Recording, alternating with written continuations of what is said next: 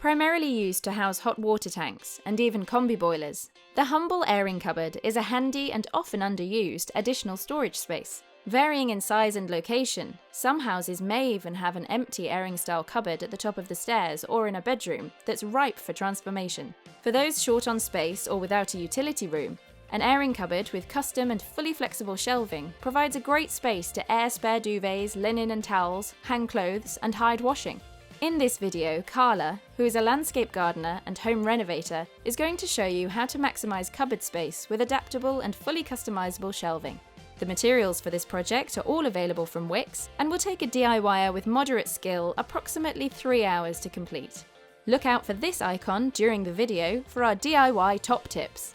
Find the complete tools and materials at the end of this video, or visit the Ideas and Advice Hub at wickes.co.uk for a step-by-step guide.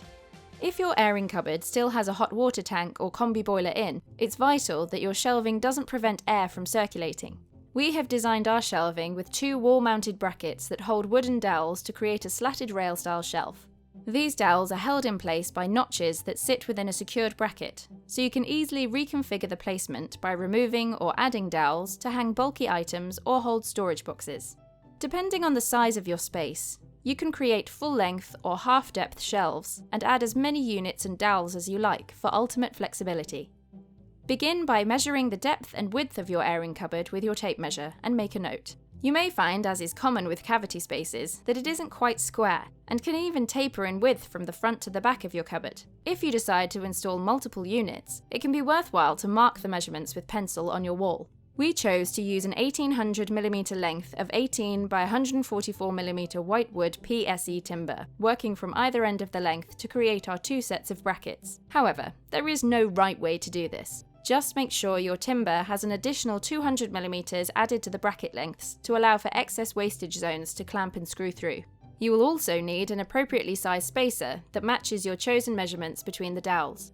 We used a 44 by 44mm spacer which we cut to size before construction. Using a spacer can help save time and increase measuring accuracy. However, you can use your tape measure and combination square in the same way.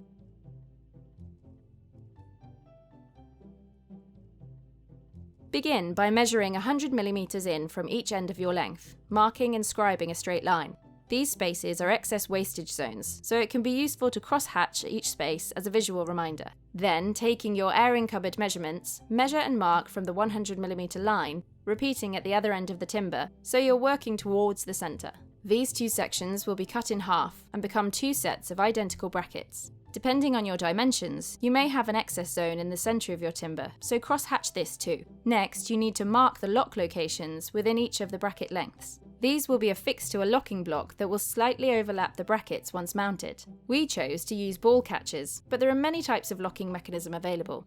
Placing the lock at one end of your bracket length and leaving a 20mm gap at either side, scribe a line. Repeat at the other end of the bracket length, and then again at either end of the second bracket, so you have 4 locking block zones. To ensure that your brackets are identical when wall mounted, make a mark or write the word front in the 2 locking zones at either end of your timber as a reminder.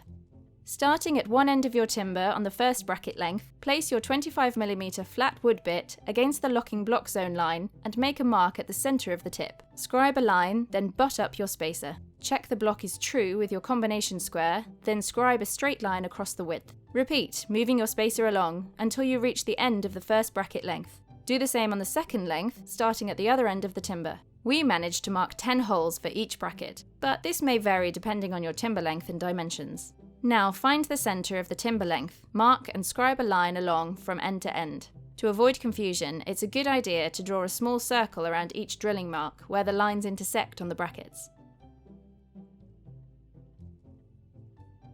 To avoid marking your workbench, place an offcut length or sheet underneath your timber and clamp in place. Secure the timber to the offcut and your bench by screwing down through each of the excess wastage zones, ensuring the screw heads are sunken into the timber.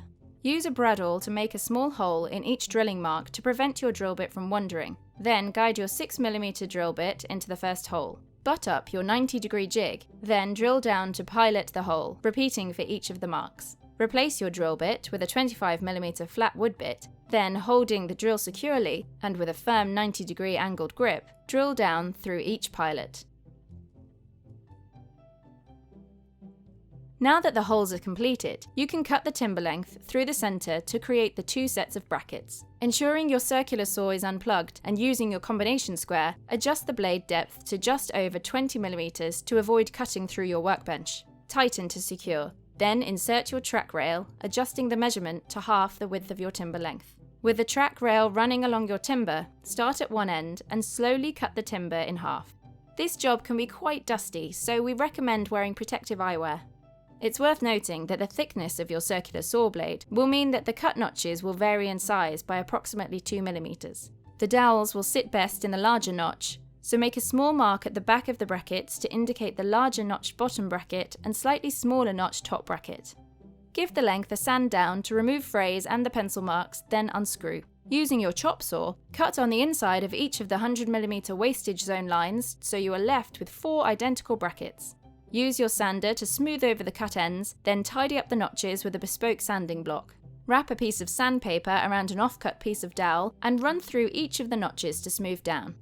To fix the brackets in place, it is important that you check the walls of your airing cupboards for wires, cables and pipes. Run a digital detector over your walls and mark the locations with a pencil so you can avoid these areas. For a neat finish, the fixing holes look best when they are the same at both ends.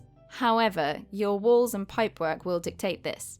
Lay your brackets side by side on your workbench and use your tape measure and combination square to mark the fixing holes at both ends, adjusting the position accordingly. Mark a small, neat cross for each hole, then pile it through using a 6mm drill bit and your 90-degree drilling jig. So the heads of the screws are sunken into the timber, use a countersink bit on each hole for a neat and tidy finish.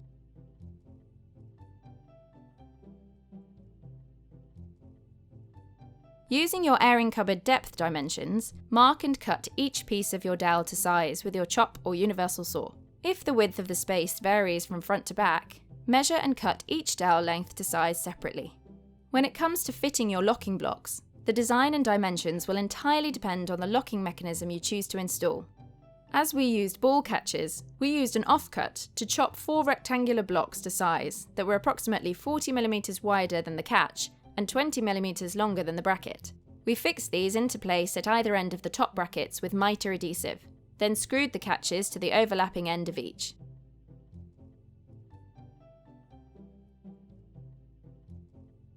Offering up your first bracket to the wall and checking its level with your spirit level, scribe a straight line underneath the bracket, then use a brad awl to make a small mark through each fixing hole.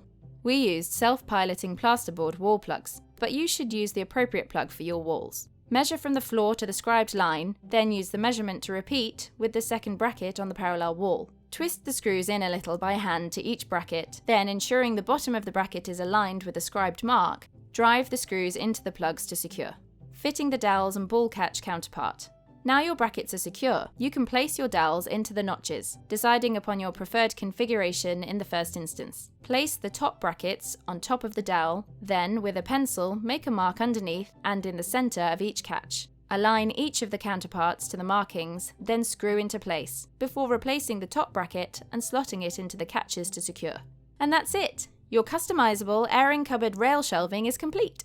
Providing a great space to hide boxed toys, decorations, odds and ends and bathroom essentials when guests are due, get organised with labelled boxes for organised additional storage. Using the same principles, add more shelves at varying heights and experiment with bespoke half-depth shelves for shoes or hanging the family towels. Utilise the rails for drying clothes and air bulky duvets and blankets by removing some of the dowels. Subscribe to our social channels and share your #WithWickes projects with us. For more inspiration, ideas and advice, visit Wickes online and in-store.